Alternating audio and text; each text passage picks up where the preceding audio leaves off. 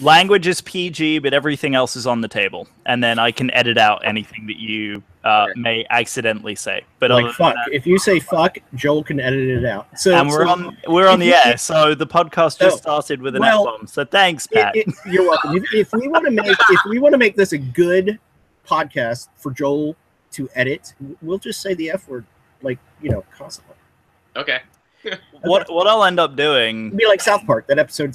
What I'll end up doing, Pat, is I will pick a really obscure word, and I will substitute that every time you say something stupid. Oh, well, this will be fun, because you're British, and you guys have all of your words are obscure. Oh, no. I'll pick a really obscure word, like something like rhubarb, or, something of that nature. And Rhubarb's a daily word. I say it every day. I'm saying obscure in sense that it won't make sense in the context of what you're talking about. Like Watergate salad.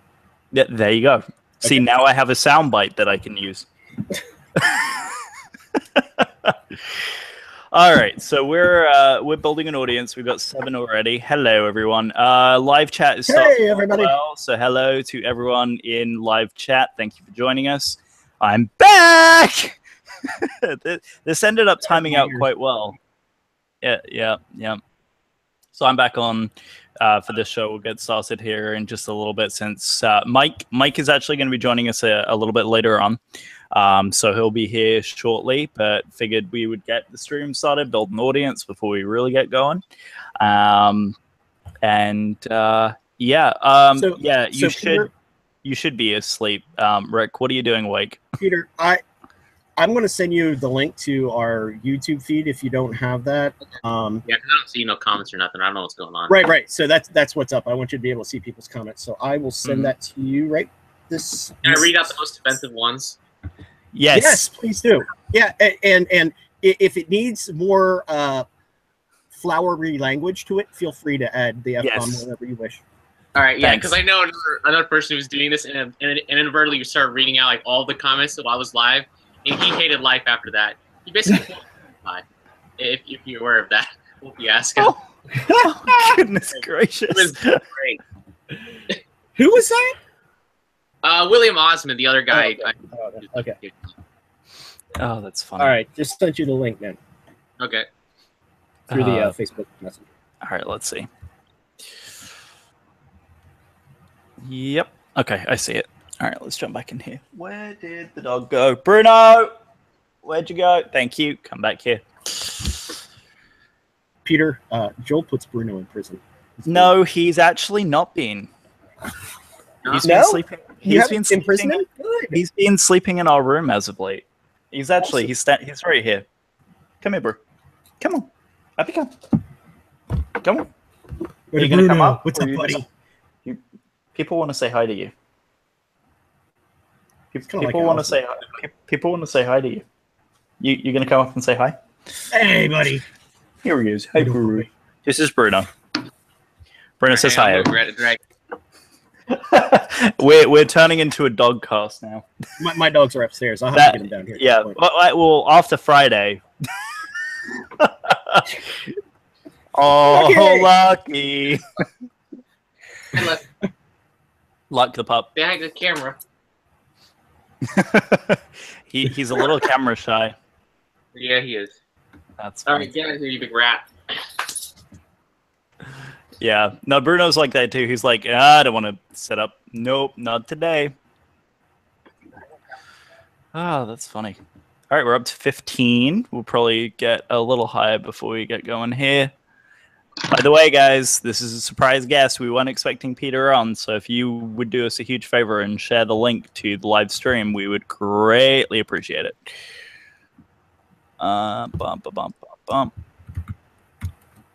And usually Peter will release the show on a Thursday. Okay. So we'll get that going as well. It might not be this coming Thursday, depending on how many F-bombs we can drop in here for sure. Yeah, it's going to be longer if you guys, if you don't keep it PG. Ideally, we can. Our show is family friendly. And see, here's the thing, Pat. When we have someone like Wild Willie on, I want him to drop them because then I can substitute dolphin sounds. You're a strange man, John. Oh, come on. Dolphin sounds are hilarious. He's Wild Willie. Really? Peter, do you know Wild smack Willie? you. Yeah, I know who Wild Willie is. Ah, damn. So it is me. I'm going to smack you. Yeah, you're just bad. I literally, Peter, I fixed his quad over the internet on Friday. Mine, not Wild Willie's. Yes. Patrick was having some challenges, shall we say, with his quadcopter. I am what you would call illiterate. Handicapped when it I would comes say to illiterate. multi-rotors. No, I would say mentally challenged when it comes to multi-rotors for whatever reason.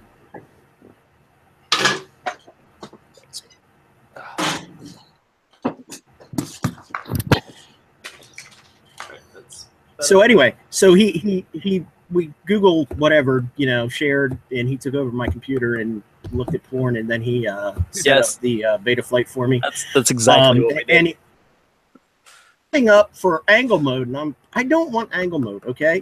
And thank you, Joel, by the way, for doing all that, because it flies freaking great. But so I've got the thing, I'm flying it around, and I'm not thinking about it correctly because I'm in the goggles and I'm punching it up and I'm trying to like flip it, and it's not flipping. It's just kind of doing weird stuff, which got into my head all kinds of ways, and I crashed. So I put new props on it and then took it back out, and then it hit me. Oh, it's in angle mode. So I don't remember which switch turns off angle mode. So I'm flipping switches randomly, and I'm about 70 feet up at this point. And I hit the arm switch, disarming it, and it just drops and goes boom. It was a really resounding thud on the ground. I'm very glad that you didn't break anything that was terribly important. No, I just knocked loose a couple solder joints. Those are all fixed. It's good to go. Yep, fantastic. I'm really glad that it's flying so smooth, though. And I got rid of angle mode. I put horizon mode in, so it's default horizon mode. I can flip the switch and turn it off. I know that goes against you multi-rotor guys, but if it's going to get, what I want you to do is get comfortable with what it feels like to be under the hood, and then practice being an acro. But simulated time will help you there if you can get sims up and running. Yeah. All right, we are about where I want to be for this stream. So, that being said, I think we should probably get this thing going a little early, just because for time purposes. I am live and recording on my end beautifully, so we are good to go here. All right, guys. Again, community who's joined us, thank you guys very much again for joining. Again, please feel free to use the live chat feature if we catch any questions during the time that we're here. We are going to ask live on the air. Also, something that we're testing as well, so feel free to do this while we're on the air as well. We have a voicemail now, a live voicemail, which means that if you dial the number, you leave us a voicemail, we will be able to play the voicemails. It may not necessarily be on this show, but certainly we might be able to squeeze them in on a future show. No, I think we should do them totally unscreened. Yep. Totally unscreened. Yep, exactly. So usually the nice thing with Google Voice is I can have the transcript so I can see what someone is saying. That's so fun. If you guys want to leave us a voicemail, the phone number is 802-465-FTCC. It's 802-465-FTCC. So leave us voicemails. We'll be able to play them on the next show. If you have any questions, we'll be sure to, if we don't make them here, we can always follow up on the next one. Thank you, Patrick. You're welcome. All right. So we're ready to get this ball rolling. People left. People left for a second, but we'll... Yeah, I went to go for something. We'll try and keep Peter in his seat. We won't bore you, we promise. But yeah, beer sounds really good right now. Okay. All right, let's do this. Oh, we got Thomas Farwell. Thank you for joining us, buddy. he was all about jumping on with us. So thank you for joining.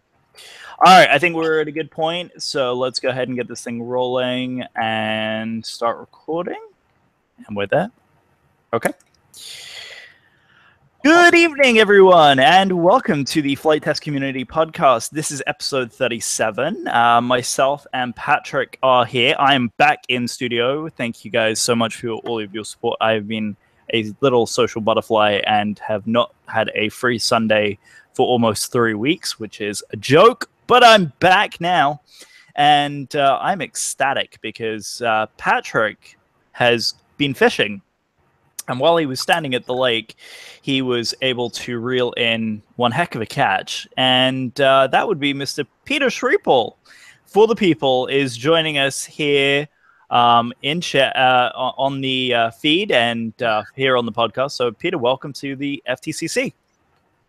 Yay, hello, everyone. Yay! Peter, you're a beautiful mermaid. Really? I'm a mermaid? I thought I was a fish. Wow, a mermaid? That's all you can come up with, Pat. Thanks. I took a muscle relaxer and I'm drinking beer, so this show could get really interesting really fast. Mike is currently attending a wedding, and so he will be joining us shortly, which is very nice. Congratulations to the bride and groom. We don't know who that is, but they probably won't listen either. Anyway, so we are here this evening. Just to jump right in, we're gonna jump in with Peter right away. So, Peter, you've been a wee bit busy since you left Flight Test. Yep, very a little bit ago. So tell for those of you who don't know Peter Sripol, Peter was an integral part of Flight Test for what, almost 2 years, wasn't it? I think it was about 2.5 or so, something like that. Yeah, so about that time frame. So for 2 years, and then he ventured off to do his own thing, and frankly, he's killing the internet. he's being a little successful on his YouTube channel. Just a smidge. So Peter, why don't you tell us a little bit about what your history of how you got into and with Flight Test, and then how you developed your YouTube show? Well, it's really weird. Like I remember Flight Test like way back in the day. Like there's this thing called like the JR Indoor Festival. Like I'm not sure if any of you guys like remember that thing, but it was like this indoor flying. And Flight Test went there, and I was like, and they were like running around the camera. So I was like, who are these guys? Like, what do they want? And they was like, oh, you want to like film a segment or something? I was like, okay, we'll see how long this goes, because I've seen people come and go and do that stuff, and you know they always seem to fall flat on their face. But I didn't really know how big Flight Test was going to become. Seeing that, because then I kept seeing more and more Flight Tests. Like, you know, this thing is actually kind of growing. And then at the NEF indoor flying, that thing was like in Geneva at the time. I don't think they even do that one anymore. But that's you're right. Yeah, that's the one they did with the X-19, the V-44 plane that I built, and that was my first like real Flight Test episode-y thing. Was that the tilt rotor? Yeah, the tilt rotor thing that I no longer have anything left of. We put a firework in that thing and blew it up. in typical fashion. How to get rid of an airplane. Right there. Yeah. How to get rid of an airplane 101, just put a firework in it. Yeah. It was like the size the shell was the size of this thing. It was one of those aerial mortar firework type things. It looked like a tiger about 3 inches in the ground. It was pretty great. Yeah, okay. Wait. So I've been told that you, of all people, were a little skeptical of the Coolins got a hold of. I knew those were gonna be bad, but I didn't. At first, I was like, "All right, quarter stick." You probably went to like the local fireworks store, and then ooh, that's an M8. Then it shows up with this thing. I'm like, oh God, you can put your hand on that. Like that's real explosive stuff right there. That's not even firework anymore. That's just pure fun. Straight up explosive. Man. Oh, good Lord. Oh. So after the tilt rotor episode, you were still around for a couple of recordings, doing some other projects that you were working on at the time. Yep. I don't remember what those were now. I'm trying to think back on what other episodes you were in prior to actually being there. Yeah, I know it was a couple of them. I think one of them must have been one of the cargo planes, one of the indoor events. And then you had just started at FT right around that time as well. Yeah, I think it was. I think the first episode it was on was the. I think that was the freaking Radiant one, the Micro Radiant. Man, that was awkward. Along with the Tidewater, yeah, that was bad too. So just a line of bad aircraft, like back to back to back to back. Well, the Micro Radiant's all right. Micro Radiant's fun, but I mean, they're not tilt rotors. No. So then, what led Flight Test to start asking you to do those really eccentric projects? I don't know. I think I don't know. I think in some way they were like shopping for a replacement because David had to go back to Sweden at the time, so they wanted someone to kind of build something weird, at least to get those like the big views. Because if you actually go back and look on their page, like the videos for the most viewed stuff, a lot of that stuff is mostly involving David. Mm-hmm. Yeah. So they need more of that higher ranking stuff because that's what makes you grow on YouTube as far as subscribers. Right. It draws people to your channel. Right. No, absolutely right. Absolutely right. So then I think what came next was the helicarrier. So what inspired the helicarrier? Well, the funny thing is you say that, like even before working at Flight Test, I had a helicarrier. Yes. I had a similar one. I think they threw that away at Flight Test. I put it up in the attic, and I don't know what it is with Austin and Alex, but they like to go on these binges where they just take everything and throw it all away. But I was like, oh, no, to me, someone could use that, but it's like, whatever. I guess it's all old news at this time. But and indoor flying, those things were like really new to me at the time, and I think those things are still really new in general. So they have this, those indoor airplanes. They fly around really slow and all that. And I was like, we need like a moving target to like land to like hit our airplanes on. So I took an RC car and put an aircraft carrier shell over top of it. Now this is some really old stuff, like back from 2008 that I was doing, like way before any of this stuff happened. And we drive that thing indoor flying, and they'd love landing on it. And then I was like, it'd be really cool if that thing could fly. So then I bought some big quad and stuff. Funny thing is, Laser Toys at the time were the first to ever give me anything. So big shout out to them. Dan. So yeah, he gave me motors for that, and I had that thing flying around a couple of seasons at the indoor. But that was a small helicarrier, and then there's the actual one you see on the Flight Test episode, which is the bigger one. Yeah, and that's the one where you had the Avro motors and the big deck that everyone flies off of. And what was the flight controller that you were running in that again? That was a KK2 board. That's the part that I absolutely love about that whole thing, because at the time I think the Naze F1s were beginning to make an appearance at that time, and yet you went with Old Faithful, the KK2. That worked. Like I had problems with other stuff. Like I was supposed to use a Vector in it, but for some reason, Eagle Tree decided to only put 6 motor outputs on it. Oh goodness! Yeah. I'm like, why not an Octo at the most? I mean, like, come on. Especially because a lot of like big AP rigs that we would utilize the Vector was very, they need the extra motor output to be able to lift that stuff. I'm really surprised. It didn't make any sense to me. I'm pretty sure whoever was doing the marketing on that probably wasn't weighing in all their options, or there was some kind of disconnect somewhere. But either way, it really should have an 8. It would have been a nice control with 8 outputs. No, absolutely right. So the helicarrier was really what started picking up the YouTube stuff, and then of course Star Wars starts coming out, and the you built a Star Destroyer that was too big to leave the shop. Yeah, that thing had to be cut in half to get it out the door. That was like the largest, like most insane thing I've done in a while, or actually ever. Right there, that is the most insane thing I've built. So far. I was going to say, before you went independent, so you had a family circumstance, which I think a lot of people can empathize with, where you wanted to go back and help the family out, which I think is extremely commendable.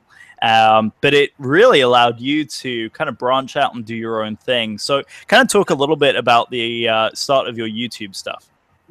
Well, the funny thing is, the weird thing is, like, I never really knew what I wanted to do after school and all that. I still don't really know what I want to do in general. I mean, this could be very, very well temporary for me. Like, a few years down the road, I may not even be doing YouTube anymore. I would really like to continue doing YouTube, but for this foreseeable way of seeing things, if that's a thing, YouTube seems to be a really sketchy kind of thing right now.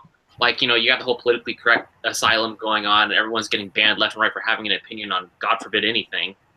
And they're just banning you, or not really banning you, but forcibly demonetizing you, so you can't make money on anything. And this is like hitting people on both sides of the equation. I'm not really going to go into politics. I don't think anyone cares about that. But the way that see it is, if YouTube is YouTube, it should be about you, the people, like people doing whatever they want, because the site is bigger that way. But if they start shutting down people on like doing random topics or whatever, then I lose interest in YouTube, and other people have been losing interest in YouTube, and I'm getting kind of burned on this deal either way. Like, I still kind of keep it, sort of PG-13-ish, at least on the channel, but so I can live for now. But at the same time, like, I'm having friends that are getting hit in the checkbooks, and it's not necessarily a good thing. But what was the original question again? I got off tangent. Yeah, that's okay. It was more on how you got your start and decided that you would go independent. But as far as coming back home, I really had to help my mom with that because we lost people at the restaurant. It's really hard to find these people who work at that kind of thing. Everyone's like, oh, I can just go work in another restaurant and get more money. It's like, okay, bye. And they do that. So then they come back later on, which is the funny part.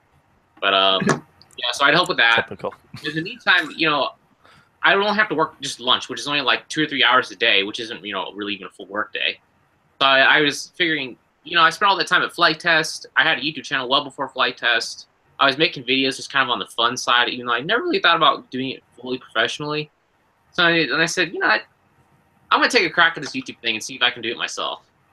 So that's why I kind of just started to just build things, because I didn't really see too much of that going on with channels purely focused on emphasizing on just building stuff. Like, the most people I know are the Colin Furs guy, the guy that made that crazy hover bike with the two parallel engines that's going to cut legs off. If people think this airplane is bad, that thing is bad. And but this flies about a couple thousand feet or so. But then this Hacksmith, which is another cool channel, I think he only really started getting popular about 2 years ago. I actually went up to Canada and met him. We did some stuff there too, along with William Osmond, which is the other guy who's a little bit. He's got some screws loose. But yeah, I just kind of wanted to make stuff. So there you go. Oh, that's fantastic. And you've been fairly well received. I mean, looking at your YouTube page, you're just shy of 400,000 subscribers, and that doesn't, like you were saying earlier, that doesn't even touch on how many views you've had. Yep. Yeah, that's the thing. I kind of. And you kind of exploded early on. I mean, you were, in my opinion, very, very successful with your channel. Yeah, that's exciting to see. I didn't really understand how that kind of worked out. Like, I was kind of just plugging along. I would just do things mainly for fun. I would, but also kind of like tweak it a little bit, like turn some screws and kind of figure out where things need to be, and kind of followed what other channels did. And simply just wrote it out. I did have the initial bump from Flite Test, but there wasn't much promotion going on at the time, so I was just kind of trying to organically grow it as much as possible. And yeah, it was hard, but luckily, the following from people that knew me from Flite Test and then knew me from my Film and Tape days, which is an older channel. Yeah. That kind of got that initial kickstart. Like, YouTube is the hardest thing to get from 0 to 1,000. Yeah. If you can get from 0 to 1,000, you just got to ride out that wave a little bit longer. As long as you're still making unique, different content that people can't really get elsewhere. That time frame from 1,000 to 100,000 is a lot shorter than that 0 to 1,000 spot. Because as soon as you get that little bit of a spark, it's kind of like, an engine. You're sitting there just kind of, just priming it, keep flicking it. It doesn't really move, and you just keep doing this over and over and over. And then it starts to turn over, and it starts firing on a few cylinders, and next thing you know, it just starts running, and then you're done. Yeah, absolutely. It hasn't really die, though, because I've seen it die on me a couple times already. But not very bad. I've just seen the revenue. I don't know. Google says you can't really talk about the revenue, but let's just say it's pretty low. Yeah. Okay. Yeah. And the other thing is here in this setting. Yes, go for it. FYI, our YouTube channel subscribed is 383, so we need to spin that crank somewhere, I guess. Yeah, yeah. Well, we've got a decent community who follows us. The downloads are a whole different thing. Exactly. So we'll talk about us later. Yeah, in terms of what you're... Oh, there he is. So welcome, Mike. Mike! Hey, how we doing, guys? Don't you look handsome? How's the wedding? Are you wearing khakis? Yes, black khakis. Ah, there you go. The khakis. So now you've got the Three Stooges chit-chatting to you here, Peter. So we were going on to talk about some of the more popular videos that you've had. So kind of going into the ones that you've seen more of a spike in viewership on, was the fire truck and Thomas the Tank Engine in the top ranking? The top one is that stupid RC Cars video, like the flying RC Cars #2. Personally, that was like my worst edit of like all time. Like I didn't care for how I put that one together. I just threw it together as like, I just want to get this piece of garbage out of here. I know I can do better, but you know, hacking stuff together or hacking whatever seems to work really well as far as, you know, keeping an audience like kind of engaged. Sure. And just doing it quickly. And that thing over has like 7.2 million views, which is like stupid. I'm like, I don't understand that, but you know, it is what it is. My Go ahead. Sorry. Go ahead. We have the KFC bucket thing, you know, that thing's at 2-point-something million views. Wow. I didn't really know how that one's gonna perform. I thought it was gonna perform pretty good if I can get it just right. Funny thing is, KFC actually messaged me on Twitter asking me to use that thing. I said, sure, go ahead, but can I have like a coupon? And they never responded. I'm just like, oh, you guys, that's free marketing. What the heck? Disc by the they should have gave you a free chicken for a year. That's right. Give me some I need biscuits. like a gold KFC credit card that gets me free like Exactly. chicken. That's funny. Well, they lost out. Well, actually, they didn't technically lose out. They still got that free sweet advertising revenue. Yeah, Right, exactly. you lost out. You lost out on that extra crispy fried chicken, brother. Well, when I make my Magnus Effect helicopter, they can suck it because I'll go somewhere else. I'll use Wendy's chili cups or something. There you go. That'd be the way to do it. Use 4 of them instead of the 2 and just see how that goes. So one of my favorites of yours still to this day is the Winnebago electric skateboard. I still want one of those. That is so cool, man. Oh, like right there. So there it is. Oh, I love that thing. Oh, Yep. that's so awesome. I love it. It's like my child, like that was like those things were all around in my childhood. You know, those Tonka. Mm-hmm. Well, that's had one of those. Winnebago. It's like from 1970 something. Yeah, right. I was born in 1970. Oh my God, I just feel older every time I get on this thing with you guys. Hello. By the way, I'll just point out that millennials take up 50% of this conversation right now. So you two watch what you say. We're outnumbered, man. Scary. Yeah, right. Sometimes We're surrounded by a bunch of hipsters. I'm not a hipster. I categorize myself as nerd. I categorize myself as an attack helicopter. That's how you self-identify. That's I like it. way to do it. My gender is heavily armed. Yeah. Mine is too normally. Okay, I think we have a show title, guys. Mike said he's packing. That didn't take long.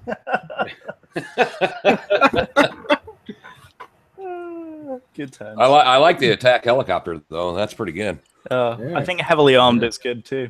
Yeah. Oh, that's fun stuff. So, Heavily armed. so Uh-oh. do you guys? Wait. Before, oh boy. Oh yeah, he's heavily armed right now. Very good. Very good, Peter. I'm proud of you. Yeah.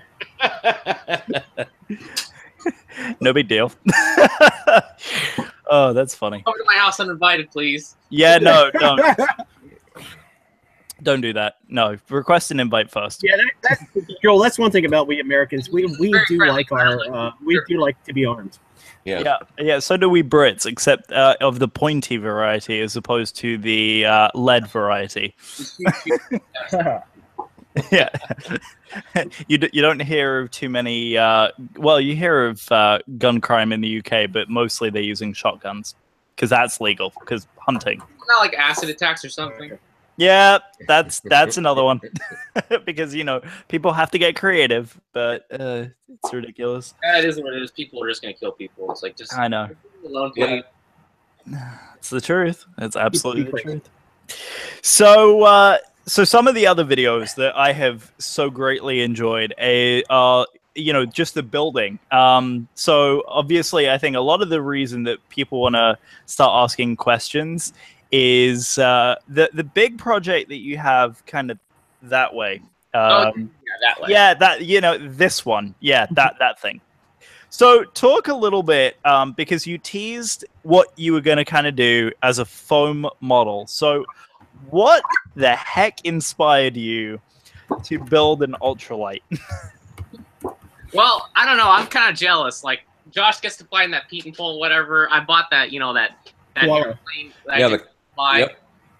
Because, that stuff, like, I don't know why I built this airplane, because I ended up putting myself back in a bad situation. Mainly because I sold the airplane that I bought at Flite Test, because, Flite Test was supposed to, like, acquire the destination location, which I think they are actually going to do, which is really, really cool. I can't wait to see what happens with that.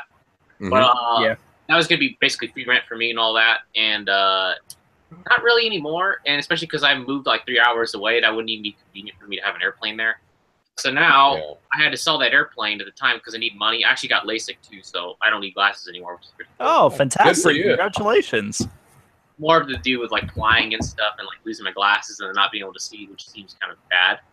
So I was like, eyeballs. Oh, logical reasoning. Yeah. So I got LASIK after that. Then I had no money, and then I went to Oshkosh, and I was sleeping with the another guy named Dewey Davenport. You should check out his channel. He does a lot of like aviation vloggy stuff. He actually has like a new standard, which is like an old 1930 something biplane or whatever. And he has his own like hangar. It's really cool. But I hang out with him. He has that Dewey. Yeah. I've seen him. From Adam Drain. Yeah. Yeah, he's a cool dude. Yeah. Oh, is that little red biplane? Really cool. The little red biplane, Peter? Sorry. Audio might have been bad. Was it Yeah, I've seen that. Yeah, because Adam shared that. Adam Drain shared that. Yeah. Yeah. Seems like a cool dude. Yeah. So that was the official inspiration. So talk a little bit about the design, because I'm sure it's just a smidge different from model airplanes. Yeah, I'm just gonna get this. Stand by. Yeah, well, are you surprised? No. Here we go. It's a model airplane, that's all it is. I just drew this thing up in CAD, and I was like, you know what? I'm just gonna make something that seems about right for 2 engines, a biplane, so it's slow, a boxy kind of like cargo plane fuselage, because I built plenty of those. That seems to work all right. Let's put some wheels on it, and let's go build an airplane. So I designed that airplane in about 8 hours, just kind of like everything that I wanted, and simply just started cutting foam. There was no other thought to it. Wow. That is okay. So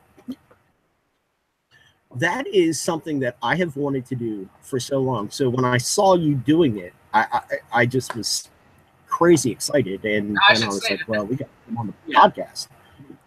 It was a terrible idea. What? Like, yeah, it's terrible. It's really awful. You're building an airplane on the fly, dude. Yeah, that's the problem. Like, it's awful. I've never built an airplane before. I don't know what to expect. I'm using like oversized hardware because I'm paranoid a little bit. So I've kind of built some things. So now this airplane is really pushing about 190 pounds as is. And what's the limit? Power system. So the power system will add about 30 pounds to that. That puts me at 220 pounds. I'm slow at math. And, my legal limit is 254, which I cannot go over. Okay. That's before pilot, so. Okay, so that's just the airframe itself. It's got to be 254? Yep, it's got to be 254. Ready to go, minus fuel. But the FAA doesn't count batteries as fuel, so that's part of dead weight of aircraft. So FAA is kind of like giving you the finger with that kind of stuff, which is not really cool. So, but hopefully they'll fix that eventually. At least that's what people are speculating, especially with electric ultralights and all that. So sure. That's a whole new ballgame. So this is the part that I am most amazed at, is all of the materials that you have been able to get, with the exception of obviously some aircraft grade stuff, is mostly readily available at a local hardware store. Yep, you can get almost all the building materials. You can pretty much get at Lowe's. There is some stick spruce in this thing, but mainly because I could just order like a $20 like random grab box. I was like, I'll just throw it in the cart, see if anything's useful. and I found tons of useful stuff from aircraft spruce. But that stuff is insane. Like when you look at the price of spruce compared to like poplar, you're paying like ridiculous amounts. Like I'm bad at math, so I'm not going to start firing off numbers, but it was just stupid. So I was like, you know what, screw it, I'm going with poplar. And someone conducted tests on poplar, and poplar seemed to be stronger. And from my actual experience screwing with it, poplar seems to be a little bit tougher than the spruce. It's a little bit heavier, but then I looked at like the FAA, like whatever like home building book they have, and the FAA says poplar is not as strong as spruce. I'm like, really? Because of the way I've used it and the way that people have been testing it, poplar seem to have outperform spruce. So I'm like, okay. Good now. Are you at least using aircraft grade ply for the spar cap strips? Well, the spar caps, I didn't really put any caps on the side. I'm just relying on the foam. Well, I mean top and bottom. Yeah. The foam carries the shear, but the top and bottom where the compression and the tension. No, that's a solid piece of poplar. Okay. All the way through. Okay. Cool. Good. So the rest of the stuff is all pretty much readily available. And you've also been doing some testing as of late. The latest video that you had out showed that you were doing some CG testing with weight. And before we got recording, you were expressing some interesting facts about your center of gravity and a certain issue that you can't unfortunately correct. So do you want to talk about the CG woes a little bit?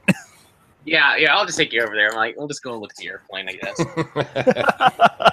Let's, for all of those who are audio-only listeners, I'm going to highly encourage that you go over to our YouTube page. It's youtube.com/FTCC podcast, and you'll be able to see this as we're talking through the airplane here as well.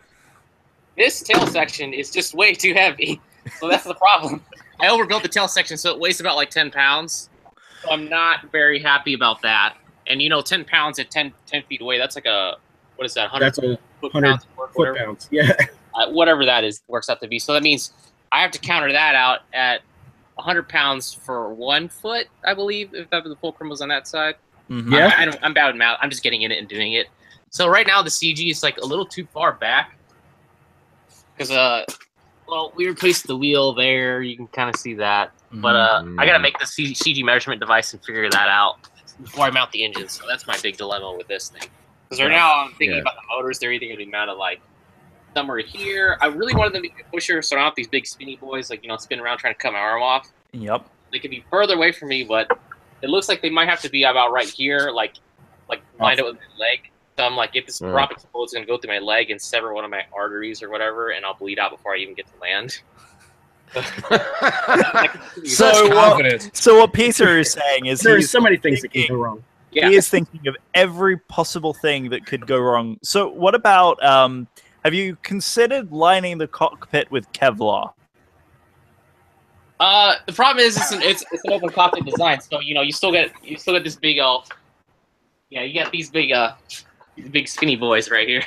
Like this thing, launched. That Zor prop. Just to give Zor prop, buddy. Just to give people an audio visual of what exactly is going on here. One length of the side of the propeller is as long as Peter's arm, and the size is about a quarter of Peter's head. The motor itself. Yeah, it's as big as Peter's head. It's almost as big as his head. It's Inspector Gadget right there.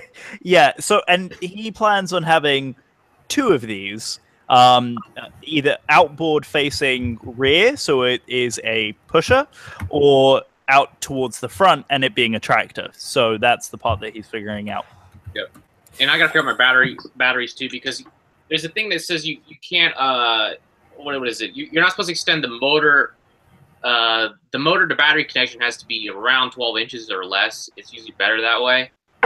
Well, I forgot what it is, but there's some kind of electronical thing going on there. But if you upsize your wiring, you should be able to run it further. Well, they said even if you do bigger gauge, the longer run itself will destroy the caps of the ESC because of voltage ripples or something in the line. So you're supposed to extend the motor to ESC side, which is what I'm probably going to have to do. But I need to figure out what gauge I need for this because the voltage losses at longer runs. So I need to figure that out. But then it becomes a problem of just carrying around giant loads of silicone wire, which is not, awesome. The heavier the wire is, the worse the plane flies. Sure. I guess. So. Sure. Absolutely right. This. So, are you expecting the throttle to be responsive, or are you expecting it to kind of be like a gasser where you pump the throttle, wait 5 seconds, and then it will move? I think it'll be pretty on demand. Just firewall the throttle and it should go. Okay. It should. But, this isn't that much disc area. Like, hilariously enough, this is not that much disc area for this kind of airplane. So it's like it's gonna be low. Excellent. So what's the prop diameter? Yeah, go. It's a 32-inch prop. So it's like swinging around a yard stick, So it's around a yard. Yeah, it's just shy of a meter. Fantastic. Well, yeah. So we got some really interesting comments coming in of the chat. Someone was saying if they wanted to go ahead and make a Google Whoop with 4 of those, that's kind of entertaining. Oh yeah, I forgot I read the chat. Oh hey, it's Bobby Ninja. Yep. So we got a couple of characters here in chat. So guys, thank you so much for joining us. Oh yeah, okay. Yeah, Stan. That thing's over there in the corner. Hang on. I think they'll probably enjoy this. Oh, okay. Guys, we're moving again. For those of you listening to the podcast, Peter is now walking through his basement. Past the airplane and the tail. It pretty much takes up the entire basement. Yeah, Stan's like currently chilling over here in the corner. Oh, there it is. I'll probably find him again later on, but not for a while. Yeah. So, you had mentioned you have a goal as to when you plan on flying this. So talk a little bit about when you expect to get this thing off the ground. Well, I'm trying to fly about 2 weeks from now. So 2 weeks from now. 2 weeks from now, yeah. That's the projected flying time. Too funny. All right. We had a statement coming in from Elevate FPV. It says, "Peter, please do not use linkage stoppers." Linkage stoppers in this thing. It's all AN hardware and all that crap that goes along with that. I know. One of the comments that came through on a recent video was something to do with your crimping. So, what exactly was it that you were incorrectly crimping? Inserts. There's just one thing involving this cable. Like what? Like this cable is like not supposed to be like pinched like this, like at least around like a tight radius. You're supposed to put this little metal thimble thing in there. So I fixed that, but that's an easy fix. But people, only one guy was really having a problem with it, so I'm just gonna kind of discard that opinion, I guess. I mean, never mind. He was an AMP. Oh, exactly right. Oh my goodness gracious, that is fantastic. No, I mean really, that's the number one thing you're gonna deal with when you're building something that people don't really see is you're gonna have a lot of naysayers. So you really need to have your filter running, figuring out like whether or not you should keep certain comments or discard things. You should listen to every single comment that you get, but you should be very willing to discard most opinions, especially if they come from people that don't really seem to know what they're talking about. Sure. Now you see, ladies and gentlemen, that is a life lesson from Peter Sripol. Yeah. Like I've seen this video, like my video posted on one of the Hull-Builders aircraft forums, and you have to really think about who is visiting those forums. Generally, people that have only put together a plane out of a kit, which is like an RV, whatever, it's a Cessna of the home build world. Everything's and very true. You get one person that puts that together, and they're suddenly an aviation expert on every single little thing. And then you actually get people that do know. By the way, John Fury for dissing the RV.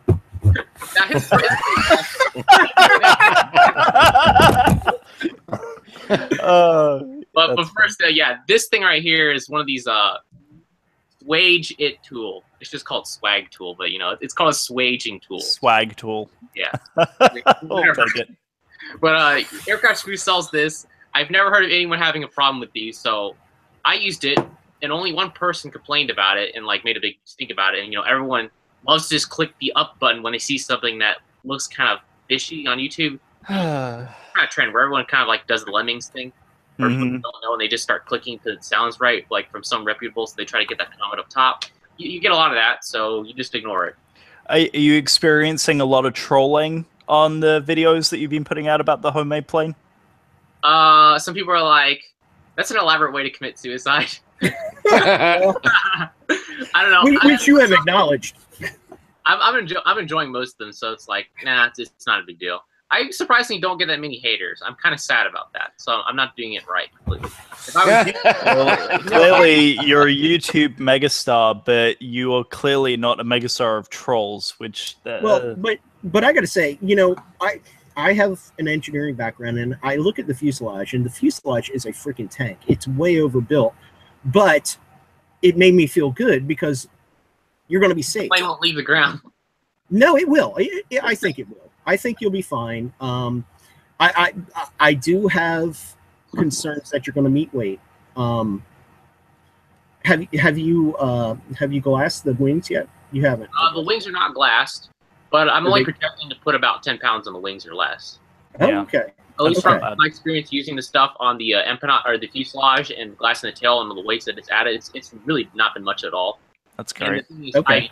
I used 4 ounce on the tail because my idiot friend Sam tricked me into using 4 ounce cloth, saying it was 2 ounce cloth. I was like, oh, you're screwing with me. And I put this thing on scale. I'm like, 10 pounds. Oh no, why is it 10 pounds? Oh no. Oh, Sam. 4 ounce 10 cloth. feet out the back. Oh, Sam. So then I do the fuselage in 2 ounce, and I was like, yeah, this stuff's pretty nice. It's really ding resistant, and it will keep the foam from like kind of splitting. Sure. It's the only dimension I'm really using it in. And for the wings, it'll keep the wings like kind of capped off. The wings themselves, I'm 100% confident in flying them as is with just foam. But the problem is it gets dinged and dent. So I bought a bunch of 3/4 ounce cloth. So I'm going to use that instead. So it'll be super light. It should really only be around 7 pounds for all the wings together. Oh, the wings are beautiful, by the way. Yeah, they are. The webbing that was cut. Oh my gosh, that's pretty. Yeah, that's the thing with the camera too. Like, the funny thing is, you know, camera really doesn't show the ugliest features in some things. Like, if you look at this thing, you can kind of see where the hot wire kind of stopped and started a little bit and melted some sections, because I have a lot of finishing work to do. This is one thing I'm really not looking forward to. YouTube compression does beautiful things. Well, I mean, look, you're all of your weight's carried by the spars. The wing just, the ribs just maintain the airflow. Yep. No, it's and yeah.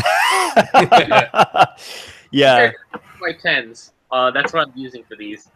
And I don't know the peak RPM, so I've just kind of gone off data I found on the internet. I did see one guy run one of these things up using a oh crap, it wasn't this. It was a CA120, which is like the same motor, I believe. Slightly different. But I'm just gonna plug this thing in once my speed controllers get here.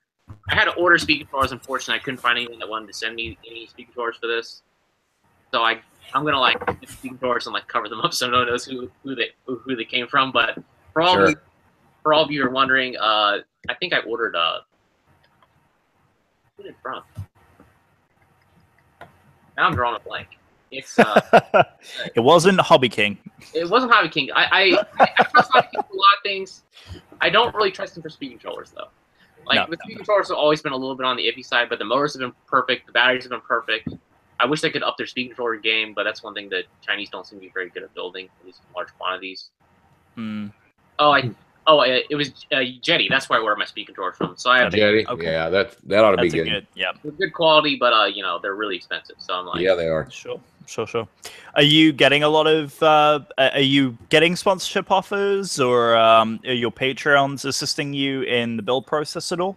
Oh yeah, the Patreons super have helped a ton. Like, I get about like $500-600 a month for this thing. I mean, it helps greatly, but that's mostly to take care of other stuff.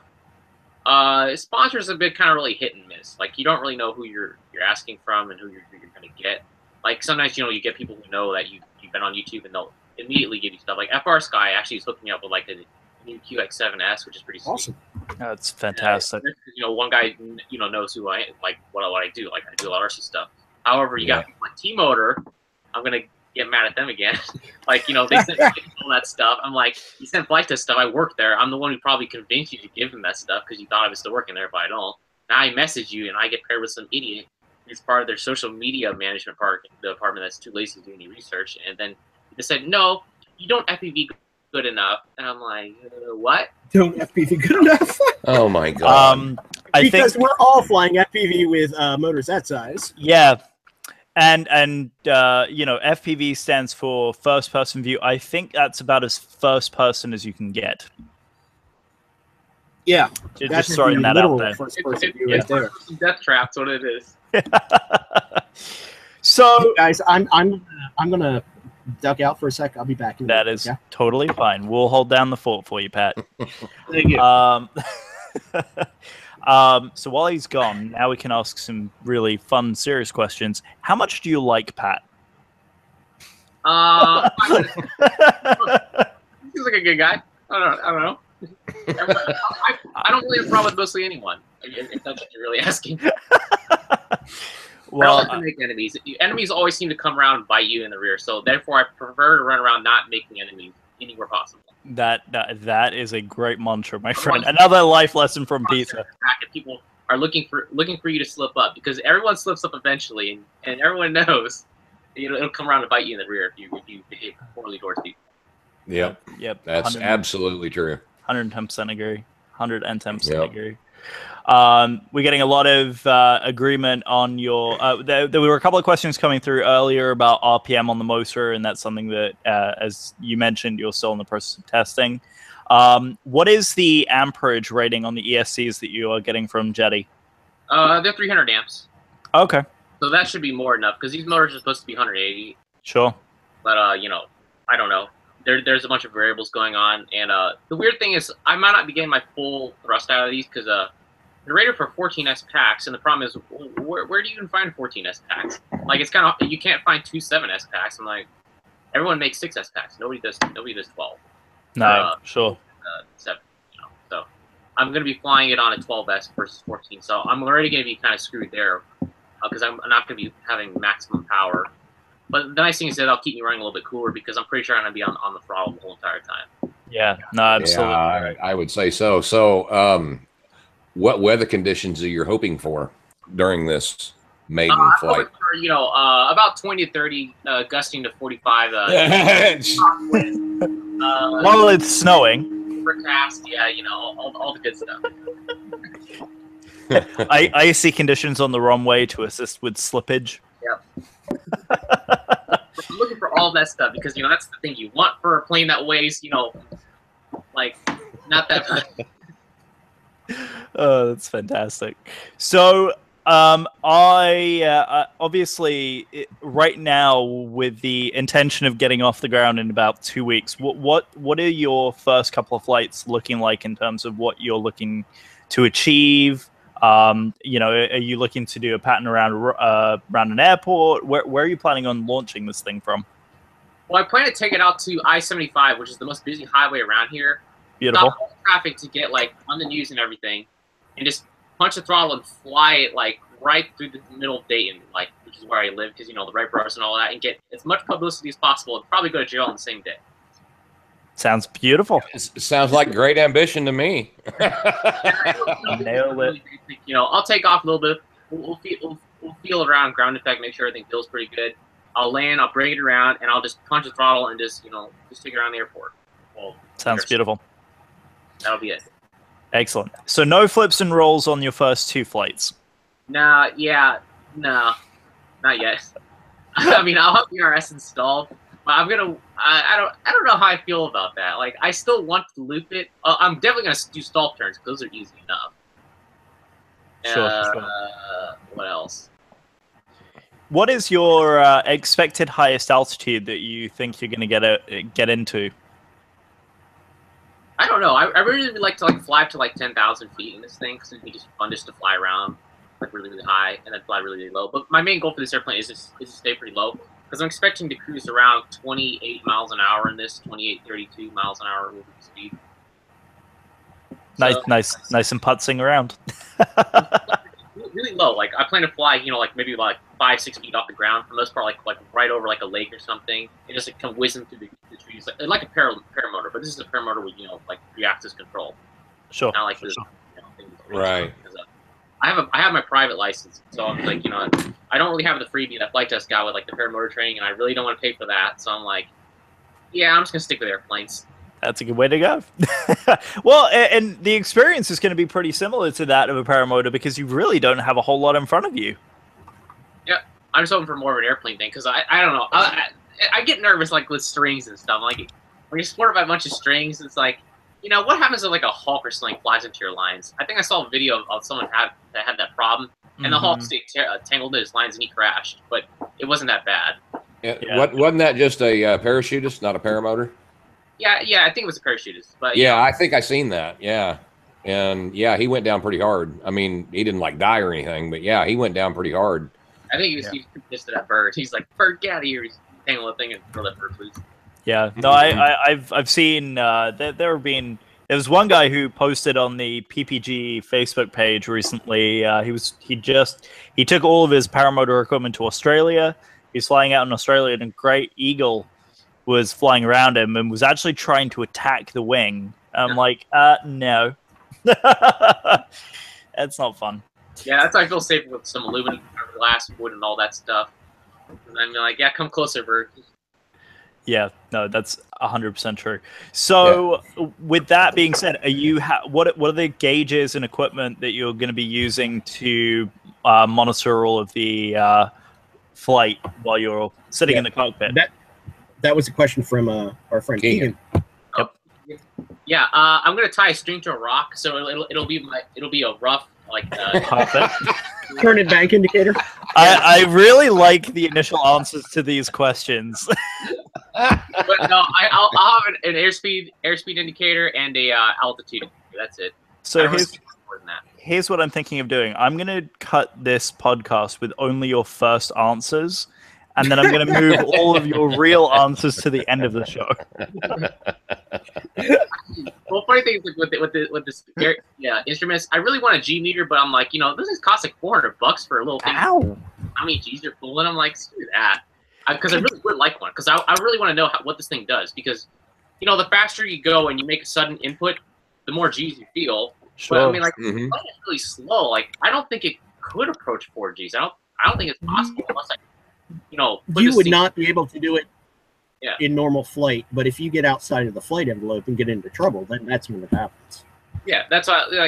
Like performing really bad aerobatics. Like, you know, like I pushed the nose over and let this thing accelerate about 100 or so, and then just rip back as far as possible. Wings. I'm like, I don't know.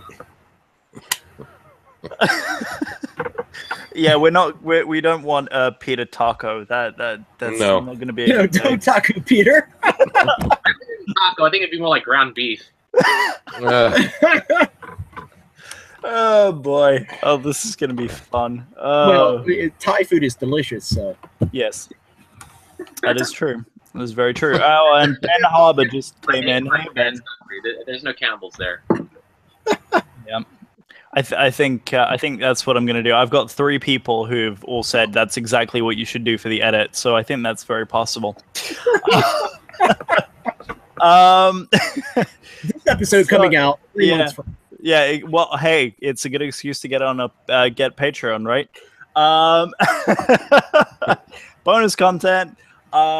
So no, but in all seriousness, while we guys, if you have any questions for Peter, please continue to ask. It's leading the conversation really well, and we're enjoying it immensely. So let's talk a little bit about moving on from your big plane, because you were talking a little bit. You have some ideas of some future projects coming down the pipe. Any sneak peeks you want to reveal? My brain doesn't work that well, so no. One track mind. You are still like me. It's a very legitimate one tracker mind. Like, I don't know. I'm trying to figure out like what I want to do after this project. I mean, it's gonna be a relief to have this thing off my neck because everything has been about this airplane, and this thing is a financial hole in the wall. Like, it's like really bad. Like, I'm spending too much money on this. Like, I'm not gonna recover my losses. I'm just having fun too, so I mean that's my big thing. So I'm not making money with this at this point. Sure. Oh my goodness. Yeah, projects. I don't know. I mean, there's gonna be a lot of fun stuff. Like I'll try to do some Christmas themed stuff. Maybe something Star Wars related. Yeah. Star Wars related. That'll be good. So. Yeah. That'd be fantastic. All right, very cool. Very cool. You guys got anything else for Peter? Well, I got a question because I watched you build the food related airplane, and do you feel like you cheated by using the Phantom to haul it up and then fly it? Not at all. I feel not guilty about that at all. Okay. Well, I heard someone say that, and I was like, well, wait a minute. I lost about like 200 feet of altitude, but it did entire flight. It flew. It damn flew. It flew.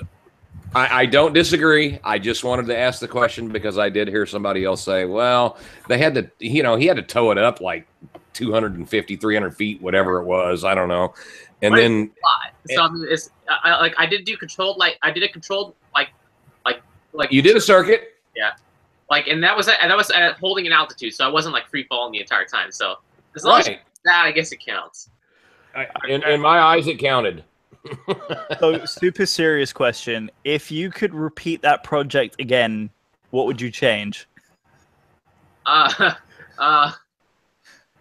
don't know. Not doing it at all. I would probably try to get the tortilla stuff and get a giant sheet of that, or at least build my own. Just be able to make the wing.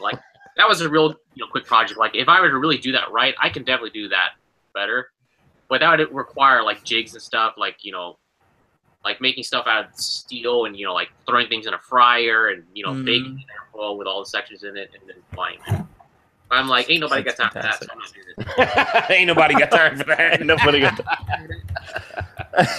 All right, I do have another.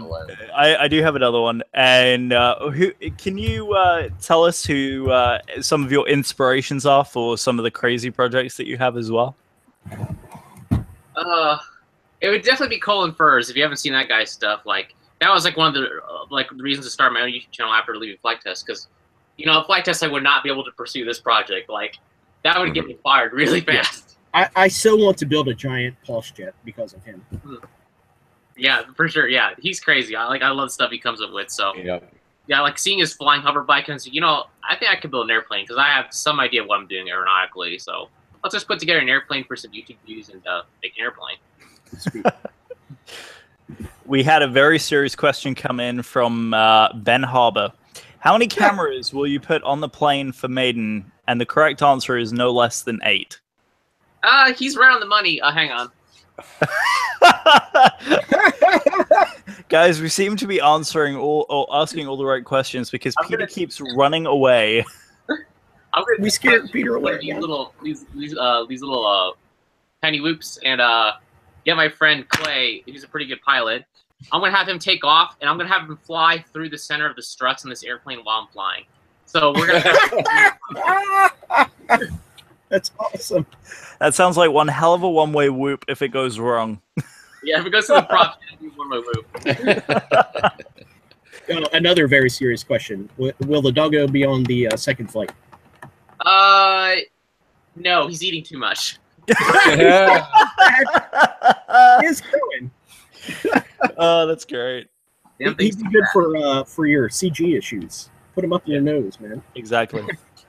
Earlier, he's like a big stack of weight, so I might put him in the nose. Earlier, we were laughing that Peter and I experienced the same challenge vertically, and that may be affecting his CG issue because there's not enough weight in the nose. It's not a vertical issue. It is a width issue. It's a circumference issue. I can solve that problem for you. So it's not doing it. Yeah, no. Boy, you got to eat a sandwich or something. Yeah, Wendy, where are you? Make this boy a sandwich. That's funny. Good stuff. Let's see. Will anyone be flying a chase quad? Yep, I'm gonna have a chase quad involved too. It'll probably be an Inspire 2 flying around and getting that good stuff. Excellent. Excellent. So some aerial footage that we can expect to see as well. Yeah, I think Eric Monroe, the guy. There you go. Yeah. I think he wanted to do it, so I might try to get him out. I might try to even get Dave Knopp out. I think he wants to come out and do stuff. Oh, yeah. Is he back up in the area, or is he still down in Virginia? He's in Virginia. But I think he's okay. actually on a Planet Flies thing, so maybe we'll get like all of them together in this thing. Yeah, that would be fantastic. Cool. To That'd get be Eric awesome. and David and everybody together. Eric's That the would dude. be awesome. Eric's the dude you want chasing you. Yeah. Yeah. Nice big reunion for everybody. That would sure be one heck of a shoot, that's for sure. Will you have anyone else other than Sam fly the Sky Pup? Did you not watch part 1, what he did to the RC model?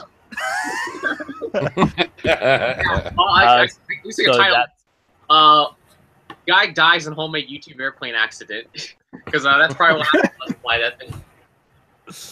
Cyborg FPV, one of our good friends who's been on the show before, asked, is FT going to cover the plane at all? Maybe for a small loan of $1 million, I'll let them cover it. I haven't talked to anyone from there about this thing. I think they're all just been too busy with their own stuff, so probably not. Sure. Yeah.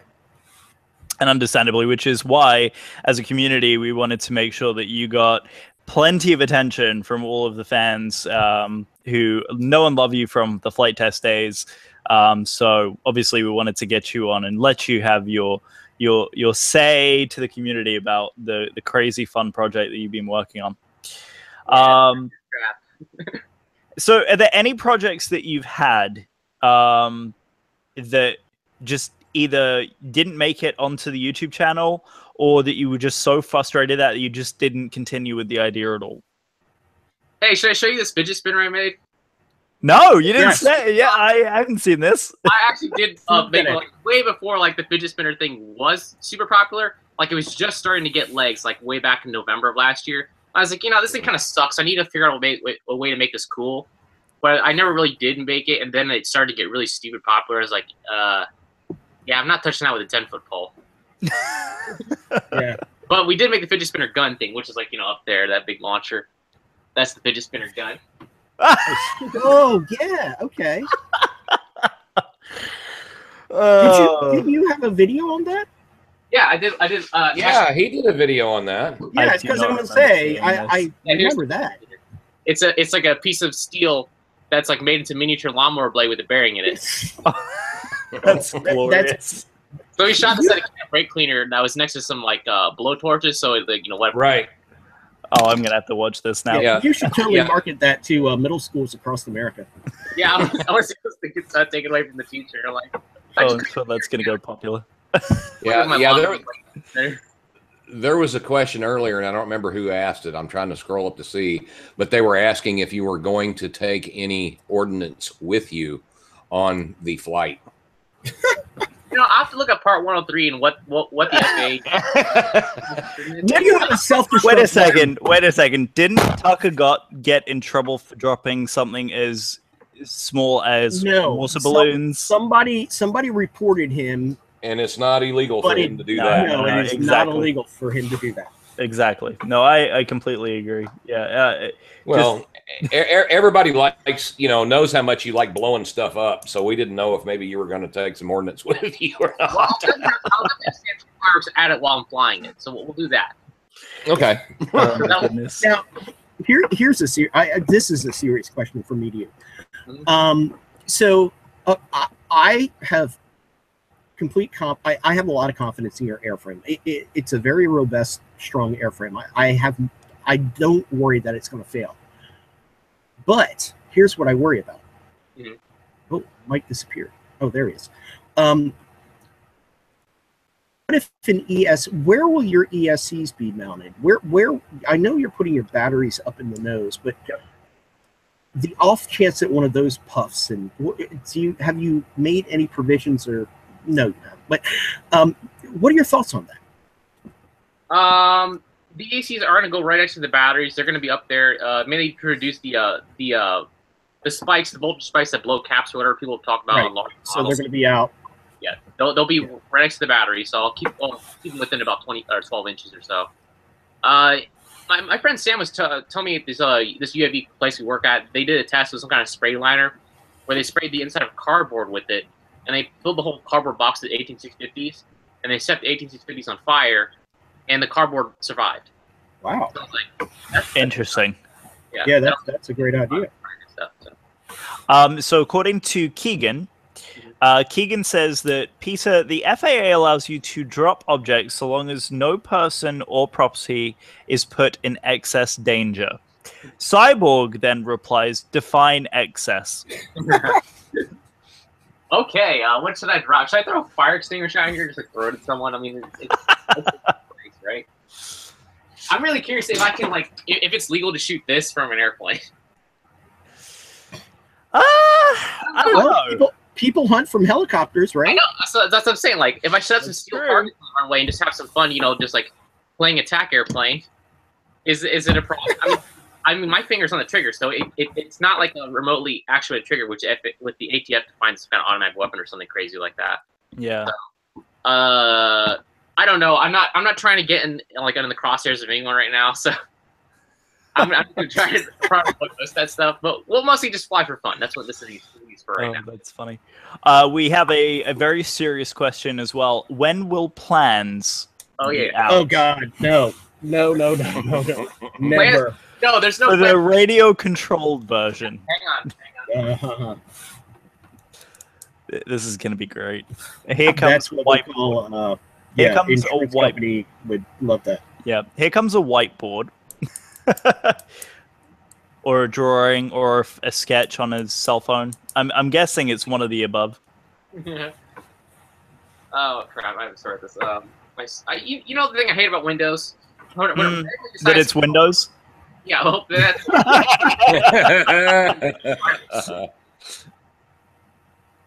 Oh, that's funny. Trying to see if there's any. A few scented water balloons dropped at various places would be funny. Let's see. Personally, I think you should drop Ziploc bags of Tannerate and then fly by and shoot them. That's a good idea. That's funny.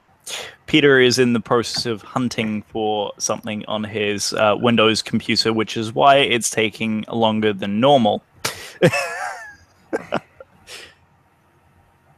And funny story of all of us, Patrick is the only one who's using a Windows. Oh, there we go. Plans.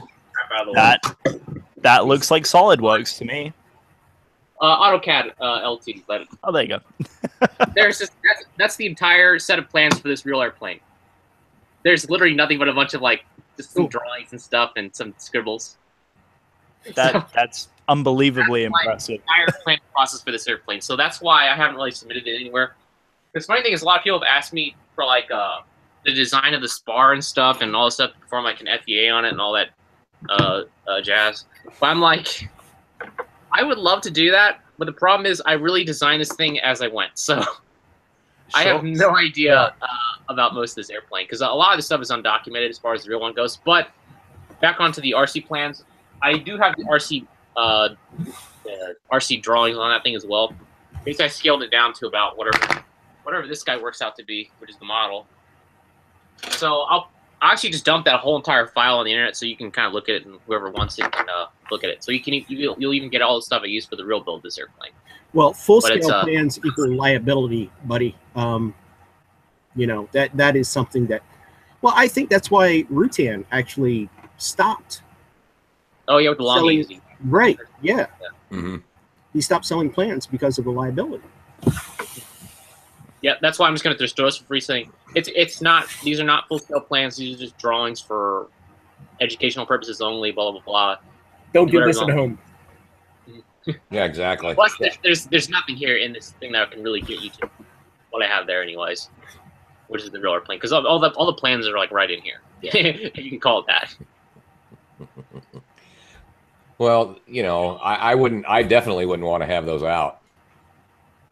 No. No plans. No plans. The RC would be fine, but I would not put. Yeah. Yeah. Okay. All over those. This is not a full scale. Blah blah blah. Yeah. The RC one's fine because I have all that. It's really just crude drawings, anyways, just side view and all that stuff. So I'll put it up there. Oh, my back hurts. Damn it. Sorry, I'm having. Sucks getting old. It does. My neck. Oh, and just so you see, I am wearing the official Peter Sripol Oh, pin. look at that. Yeah. Yeah. Oh yeah. And I appreciate that. Got that from Flite Fest. So, Peter, Yeah. Adam wanted me to ask you if you enjoyed the B-17 flight. Yes, that was awesome. Yeah. Adam actually got me on one of the rides when they transferred the plane from one airport to another to give more rides. So that was actually like a long hour flight, which is awesome. Nice. It's hard to get on one of those things, I guess. But that was super cool. Like probably one of the more crazier airplanes I've ever been on. Just the sound of that thing and how noisy it was. And even just imagine, flying that thing and then being shot at, which is it's insane. Yeah. Flying it in sub-zero temperatures for hours on end with nothing but your clothing to keep you warm. And you're just surrounded by thin aluminum, which could be preferred by any sort of right. You could take your fist and punch a hole through it. That's how thin it is. It's crazy. The men who did that in the 30s and 40s were real heroes. I couldn't imagine even coming close to doing that. Mm-hmm. So no, I took a ride this summer and it was fun, but it was sure eye opening to say the least. Yeah, that's pretty much what I kind of found out too when riding that thing. So really not exactly a comfortable airplane. Ben Harbour, as we all know, Ben is our EDF expert in the flight test community, but also he is a Boeing engineer. Ben would like to say, I was exceedingly pleased with your reinforced wing root pin joints. Good job on load path isolation. Was that even a consideration when you were designing it? I just kind of looked at the airplane designs and I was like, if they did that for a certain reason, they probably did it for a good reason. So I kind of looked at stuff and kind of thought about how the forces were being transferred through the airplane, because I have zero engineering credibility whatsoever. I have no degree involving any of that stuff, but I do have a good understanding, or if I could barely say that, of how at least the spars are loaded and how they work. I mean, I built a lot of airplanes and not very many of them have had the wings fold up, at least for model airplanes. There was that one time though, Josh told me to put a foam spar in the guinea pig, but that one folded up like a book. Now we gotta put paint sticks in this thing, Josh. So we put paint sticks in that one. So now you just get a nice crinkle of things outside of it, but nothing folds up. Oh, that's funny. Let's see. Speaking of Pat, in my school, we're supposed to catch the students behaving well. With that, Pat, thank you for not pounding the table. Apparently. Yes, no, I'm sorry, Jim. I get carried away sometimes. Yeah, you do. That's all right. So, Pisa, have you been asked by any schools or STEM programs to come in and talk to them about what you're doing with your build projects, or have you been asked to come in and do STEM work for anyone else? The thing about that, it's some people kind of asked, but they're just people that run classes or something. Mainly just wanted to pick my brain about some stuff. I don't know. I haven't followed up on too many of them. I've just been way too busy with that stuff. Sure. So, I don't know. There could be something in the future involving that, but right now, as far as my plans involved with any STEM, not really too much at this moment. I may try to work on eventually, getting some stuff into a very small store for me, because people keep telling me I should, make a store, sell some merchandise and some small stuff. I may even try T-shirts. Yeah. Work on a small the pins, like that in the future. Mm-hmm. Yeah, that'd be great. Nothing really tailored to RC airplanes, but mostly a tinkerer's kit. Here's a Tyrannus, it's got the most open-ended features and all that. Here's the guide for how to run servos into RC stuff. Here's how to manipulate actuators and whatever. And you gotta have foam. You gotta have duct tape. No you foam. Gotta have CA. You gotta have. Nope, different market. Josh won't be happy if I go into that too much. Oh, you mean you don't want to sell fan-fold foam over the internet and try shipping that? Nope. I want nothing to do with that. Oh, but that's just fun. Oh, that's funny. Let's see. Trying to see if there's a couple more. Oh, this is a good one. Bobby Alderman. I'm sorry. Bobby is asking, are you going to make a 3D printed plane? Yes, definitely. I'm planning on making one of those. Fantastic. Right now, I'm still learning about like Fusion and CAD because I'm kind of an idiot. So I'm figuring that out as I go. Mainly with fun stuff. So I really want to design a Grumman Goose, like a seaplane. Oh, dude, that's one I've been wanting. That's one of my favorite airplanes ever, and I want to build a model of one of those soon. I would sell my soul for a Grumman Goose. I would tell you that right now. That is like the top one plane that I would just love to have. But did you ever see the show? This was way back in the '80s, before you were probably born. But it's called Tales of the Gold Monkey. I think I heard about that, but I don't think I've seen it. Oh, it's fantastic. You got to check it out. Okay, don't laugh at me, Joel. Recommendations from Pat are usually not well received here. You can trust me on Allison just turned around and said, "Not advised." Thank you. Trust me on this one. It's good. It's all it's pre-World War II Grumman Goose. It's all good. No, don't trust it is very much like what to me it seems like it's what Tailspin was based on. The cartoon Tailspin seems to be based upon that series. Yeah, I guess I'll have to give it a go if I can find it on Netflix or something. Yeah. Next full-sized project, or are you going to stick to small projects after the plane? Ooh, small stuff for a while. I know I don't plan to do one of these for at least about like 5 months. Good times. Good times. No way. I don't touch this thing with a 10-foot pole. This plane is nothing more than a huge money pit at this point. As is, I think that's what most people say about full-size airplanes is that, and boats as well. Is the other one. Boats and airplanes. Is you buy them and you constantly spend money on keeping them up. Oh, that's funny. But I might try one smaller though. Like I think I might try to build something similar to a like a powered paramotor, because like my goal is to fly about that slow, but I want to do it with at least 2-axis control. So I might do like a plane with more dihedral that's super lightweight that you can slip on with a backpack and run to go fly. So I might try making something along the lines of that in the future. Sure. Pat and I actually talked about the possibility of doing a ground effect airplane that you could actually ride in. Yeah, that'd be interesting. Actually, yeah, that's actually might be one of my winter projects too, like an Econoplane. Like just give it, but like do the flying sleds for real. Oh, that would be fun. Yeah. That would be fantastic. That would be great. I've always wanted to build a hovercraft. You could use a lawnmower engine or something like that for something like that. Yep.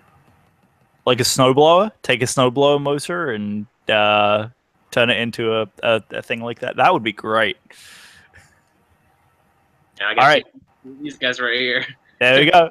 So or you just hijack them off the plane. That's fine too.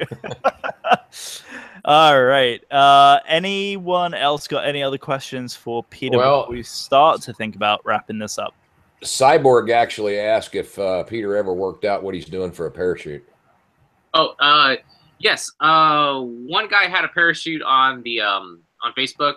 He was selling it for $1,400. So I was like, that's like the next size up, which is not really what I'm looking for. But $1,500 beats $3,500 for a brand new one, and it doesn't expire till 2019. So I was like, all right, I'll just pull the trigger on that because I'm kind of broke.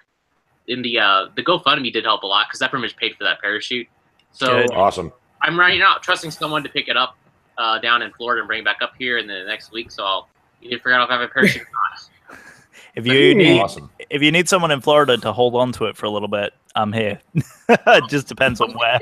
For Florida, so that's but one guy said he was going down there for like a vacation, so he'd pick it up for me. So I'm like, okay. I'll trust that you'll do it. Cool. Good deal. Well, if you need help, let me know.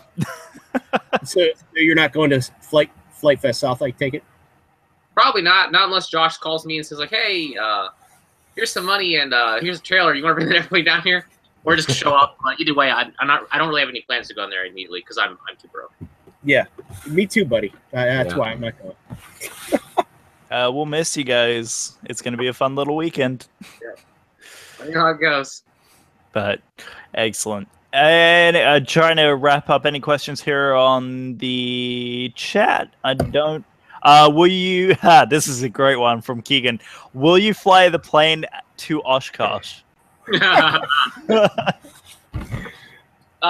if they're charge it up like every 300 times or whatever. I don't even know how I would get this thing today. Oh, actually, might plan a trailer and bring it there, but you'd probably get. I don't know if they ground you if they think it was too sketchy or not. I mean, the plane's not really sketchy, especially once everything actually gets fixed. Because a lot of stuff people complain about in the YouTube comments, like, oh, you don't have safety wire those turnbuckles. Like, duh, I'm still taking the airplane apart. Why would I safety wire the turnbuckles if I'm removing them every 5 minutes? The people are being ultra critical about that crap. So I'm like, I don't know. People like to feel important. Yeah. Agreed. Right, come on. Yeah, there's a lot of internet experts out there. Yeah, exactly right. Don't believe any of them. You're better than they are. Here's a question, Peter. Jim says, I would like to eat at Peter's restaurant. Where is it at? If you Google Tix Thai Express, that's like TIKS, Thai Express, you'll find it. It's in Dayton. It's like close to where I live. Cool. Very nice. Very, very nice. And the food is fantastic too, by the way. Yes. We got to experience that at Flite Fest 16. Mm-hmm. So thank you very much, Peter. Yep.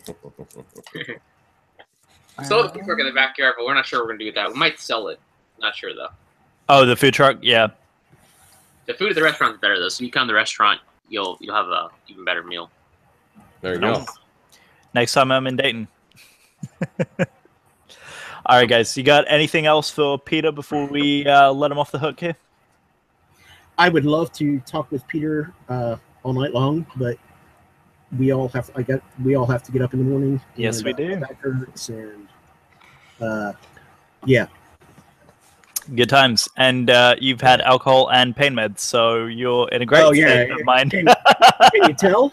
Yeah, you are all zen right now. No, you're not sleeping at all, so no.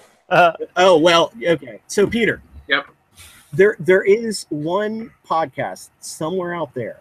Mm-hmm. It's an adult-only Flight Test community cast. And Patreon subscription. In the middle of it, I laid right down on the floor, went to sleep.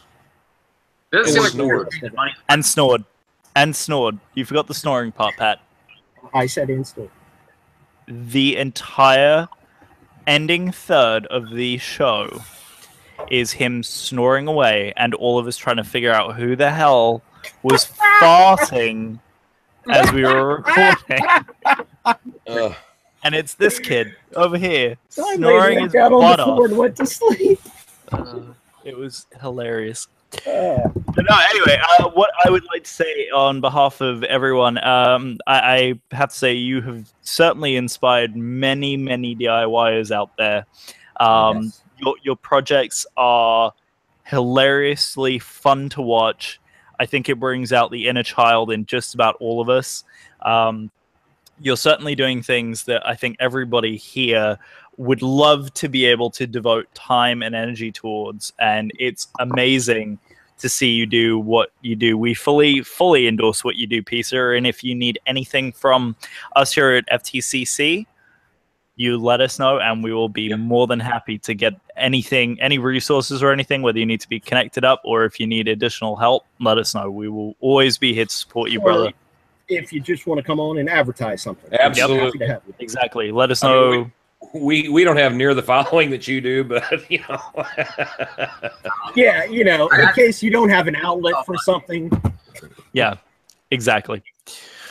So feel free to come in, update us with all of your upcoming happenings and so forth, and we'll be more than happy to have you on again. All right, yeah. Make sure to tune in for the live stream at Bait and Flight. Yeah, I can't wait. I will be there. Oh, we'll definitely be there. It'll probably be like the flight right after the maiden, because I don't really want to broadcast pancakes being made on the ground. So, yeah, well, probably cheat a little bit. Like, this is be a sneak peek, so it might be a bummer for some of you, but we'll do the taxi test. That'll be live.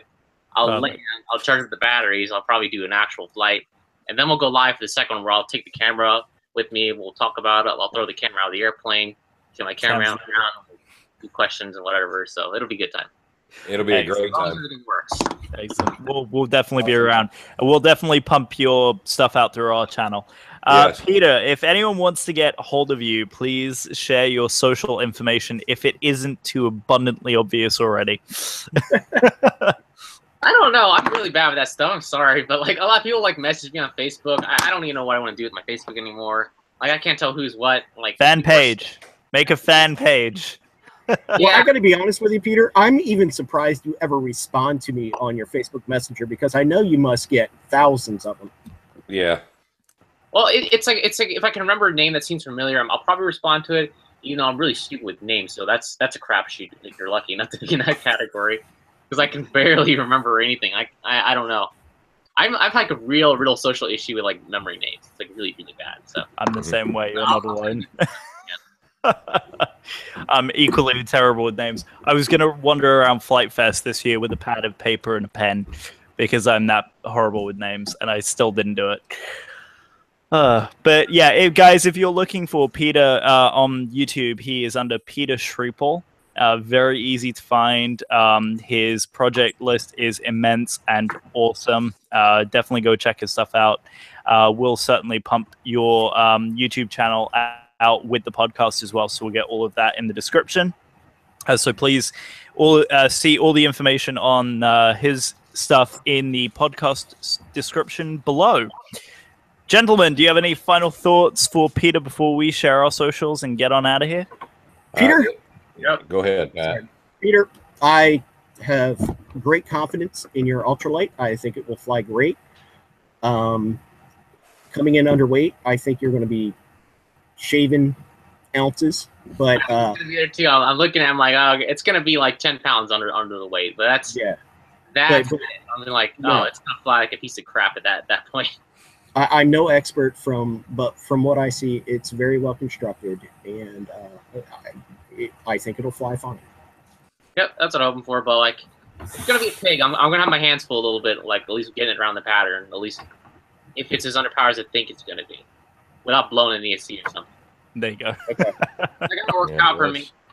Well, I'm pretty sure we'll walk away from whatever happens. Yeah. Well, let's hope that everything goes well, and we wish you well. And we appreciate you coming on and visiting with us for just a little bit. And I know all our listeners do as well. So, absolutely. Peter, be safe. Thank you so much. Thank you, guys. Yep. Absolutely. Love the content of your channel. Man. Yes, it's absolutely. fantastic. It's good stuff. Actually, before we go, any suggestions for projects that I should do in the future? I love that ground effect idea. I absolutely love that ground effect That would vehicle be idea. awesome. If you can pull that off. That's kind of why I mentioned it. Because I know you have. Mike's trying to get he and I off the hook here. Yeah, absolutely. I'm damn well we're never going to do it. Yeah. Shit, I never have time. Exactly. Thanks, Mike. That's an edit right there. Love you, brother. Alrighty.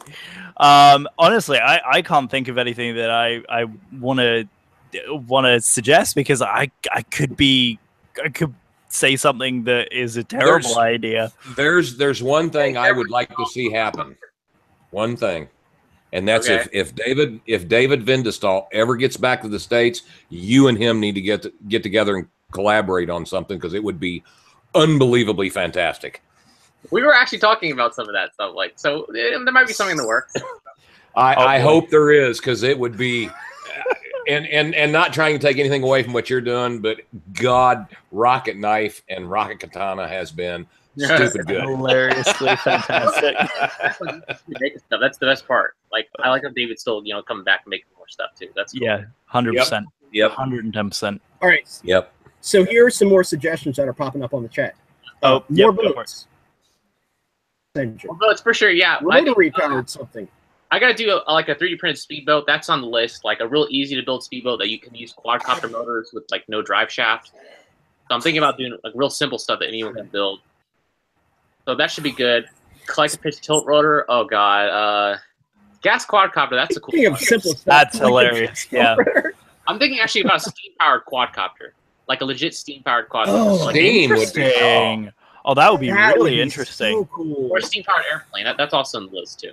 Oh, that's fantastic. All brass, steampunk looking. You should connect with what's his name, the heli guy, to get the flight controller to get that set up. That would be really, really fun.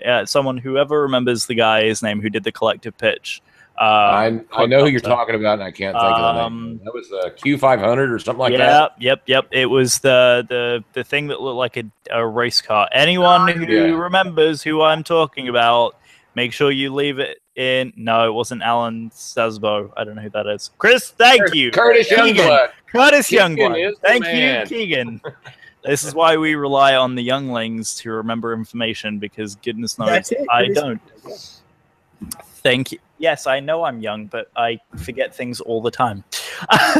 Hey, way to be young and sober, Keegan. Yes, exactly right. See, Allison's. I've got Allison's support behind me, so we're good.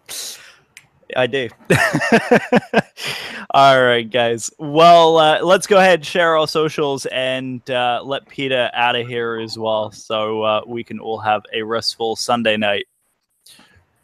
Pat, you want to get going? You can find me on Facebook. I'm Patrick Sean Murphy. You can look me up on YouTube as well. My YouTube channel is really boring, so you probably don't want to do that. Other than that, I'm Earthside Teach on the Flite, and that's about it. Mikey? Okay, I'm Mike Finley on Facebook. And I am the Magic One everywhere else. TheMajik and the number 1 everywhere else. And that's Gmail, YouTube, Twitter, everything. So that's where I'm at. Beautiful. And for me, as you guys can tell, I'm back doing the podcast now for the remainder of the year and the foreseeable future. I would like to say real quick, happy 2-year anniversary to the FTCC. It is official. Today is our 2-year birthday. Today? So happy birthday today. October 15th is our 2-year birthday. So happy birthday to the Flight Test Community Podcast. We officially got this thing started 2 years ago, all because of you guys listening in. So thank you guys. We would not be here. It's all Mike's fault. It is all Mike's fault. And he's blushing. He's adorable. So guys, we've got some we'll follow up with more information coming up on the next show, but we have some really fun and exciting stuff coming up. You can find me on Facebook as Joel Cannon. You can find me everywhere else as Baby Brit FPV. That's Baby Brit BRIT _FPV everywhere else. I am trying to put some more content out on YouTube. You can expect a video out from me most Mondays on my YouTube channel. I'm posting some footage from this weekend where I FPV'd a Radian. So we'll talk about that a little bit more on the next show. But guys, from all of us, you can find the podcast on Facebook at the FTCC Podcast. You can also find us on the internet at ftccpodcast.com. You can find our contact information and email on the website as well. And now, brand new feature, you can leave us a voicemail. Yay! So if you want to hear your voicemails, we'll do a better job of who's coming up so you guys can leave questions in the comment trail and also leave voicemails for our future guests. The phone number is 802-465-FTCC. That's 802-465-FTCC. And that's our voicemail. You guys can connect with us through that. We're going to add a follow-up section for the upcoming show, so we'll be able to follow up with any questions that you may have for Peter in the next show. And for everything else, guys, from all of us here at FTCC, thank you guys so much for listening. Blue skies, and we will see you on the next one. Have a great night. Good night, guys. Thanks. Take care, everybody.